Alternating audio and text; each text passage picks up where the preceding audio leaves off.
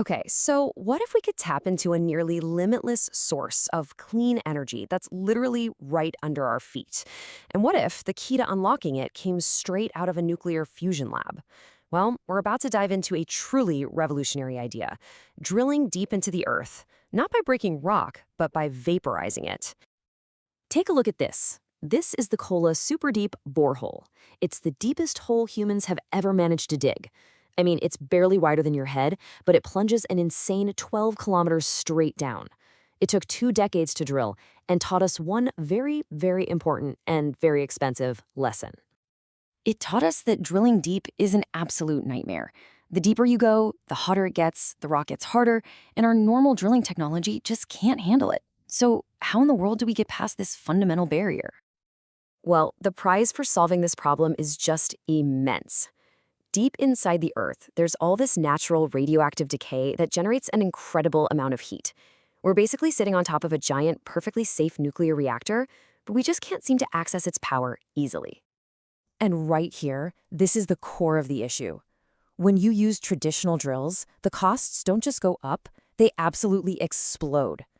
The crazy heat warps and destroys the equipment. The immense pressure makes the rock tougher and tougher to break. And every single meter you go down gets slower and way more expensive than the one before it. Just think about it for a second. What happens when a drill bit breaks, say, 5 kilometers underground? You can't just send someone down to swap it out. No, you have to pull up the entire stack of pipes, kilometer after kilometer of it. This is the real cost killer, a process that can take days and just burns a fortune in downtime and paying your engineers. And the numbers, well, they really show you just how punishing this is. A 3-kilometer well might run you about $6 million. But if you want to go just twice as deep, to 6 kilometers, the cost doesn't double. No way. It more than quadruples to $27 million. That is the exponential barrier we're up against.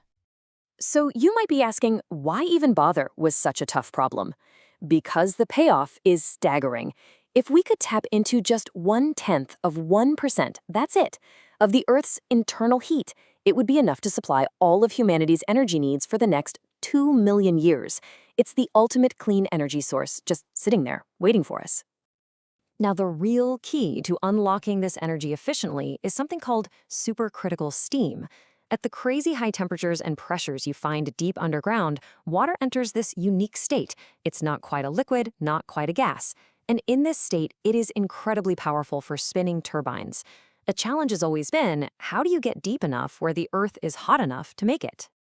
Okay, so if smashing our way through the rock won't work, what's the alternative? A startup called Quaise Energy has a pretty radical idea. Don't break the rock, just make it disappear. And their inspiration comes from a completely different and honestly even more futuristic field of science. Their solution is a device called a gyrotron. This thing is a critical piece of tech in nuclear fusion reactors. It's designed to generate these incredibly powerful millimeter wave radiation beams. Quaise plan? Point that beam straight down and literally turn solid rock into a gas. No touching required. And what's so brilliant here is how they've repurposed the technology. See, for nuclear fusion, a gyrotron has to be surgically precise.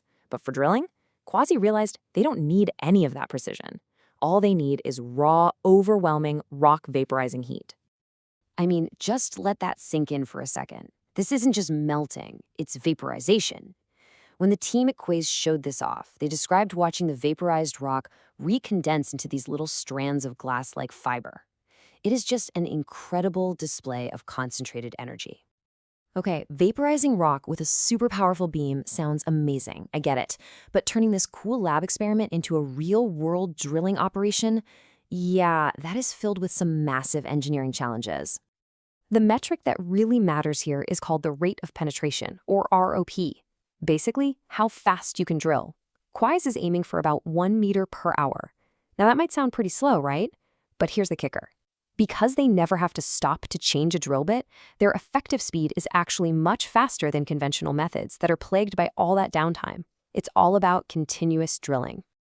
And it turns out the rock itself really matters. Basalt, for instance, which is very homogeneous, vaporizes pretty easily. But granite? Granite is full of quartz, and quartz is more reflective to the microwaves. That means it takes more energy and more time to get through certain types of crust. And beyond the rock type, you've got a whole list of other major hurdles.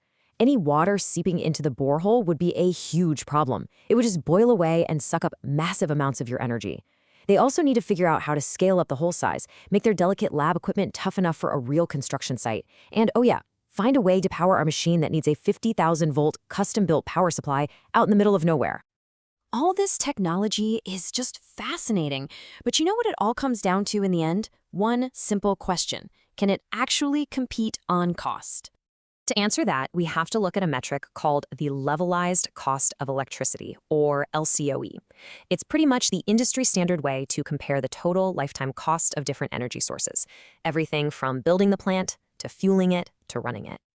Now, it's really important to know these are Quasi's own projections, but they give us a pretty clear idea of where they're aiming. They're targeting a cost somewhere between $68 and $115 per megawatt hour. Now, while that's more expensive than, say, cheap onshore wind, it's right in the ballpark to compete with new nuclear fission power plants. So where does all that money go? Well, building one 7-kilometer well requires a serious upfront investment. The rig and the compressors are the biggest chunk, but check this out. The gyrotron itself, that core piece of new tech, costs over $1 million. It all adds up to a nearly $19 million price tag just to get one well started.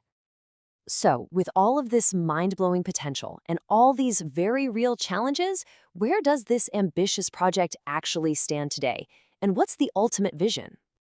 Well, things are moving incredibly fast. Quasi only started raising serious money back in 2020.